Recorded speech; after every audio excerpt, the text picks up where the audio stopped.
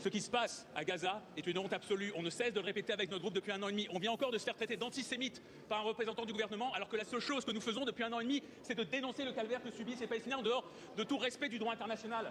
Est-ce qu'on a entendu parler de droit international aujourd'hui dans la réponse du ministre? Absolument pas. Le droit international, la France est en train de l'enterrer à Gaza. Et c'est une honte pour notre pays, un déshonneur, une marque qui restera extrêmement longtemps sur notre pays. Gaza était jusqu'à présent un ghetto où les Palestiniens sont assassinés par les armes, la faim et l'absence de soins. Gaza est en train de devenir un camp de concentration où le niveau de barbarie déployé par l'armée israélienne est tel qu'on doit énoncer des à peu près pour décrire le bilan du génocide en cours. Tous les jours, des enfants palestiniens sont brûlés, écrasés, démembrés, décapités, abattus d'une balle dans la tête, amputés sans anesthésie, emprisonnés.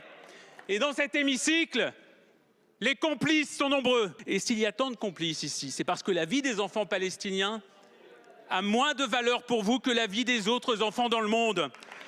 Pour vous, ce ne sont que des à peu près. Mais pour nous, ce sont nos enfants. Et comme nos enfants, ils ont un nom, ils ont un visage, et ils ont une vie à vivre. Comme Bissane Al-Hindi, qui a été tué dans son sommeil par un bombardement sur sa tente à Khan Younes dans la nuit du 17 au 18 mars dernier. Regardez ce visage. C'est interdit de brandir des affiches. Regardez tous les visages autour de moi. Ce sont les visages de notre mauvaise conscience. Vous n'avez plus la parole. Je ne sais pas à qui s'adresser à votre question. Vous n'avez plus la parole, monsieur le député. Je vous remercie de ranger ces affiches. Vous contrevenez au règlement de l'Assemblée nationale. J'imagine que votre question s'adressait au ministre des Affaires étrangères et donc je donne la parole à monsieur Benjamin Haddad. La France a toujours porté cette voie de dialogue et de paix.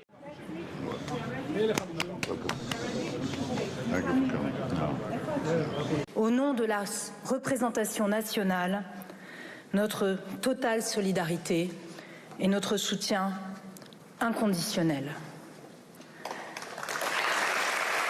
Tandis que vous, monsieur le député, tandis que votre groupe n'a cessé d'instrumentaliser ce sujet si tragique à des fins politiques, n'a cessé de souffler sur les braises de l'antisémitisme.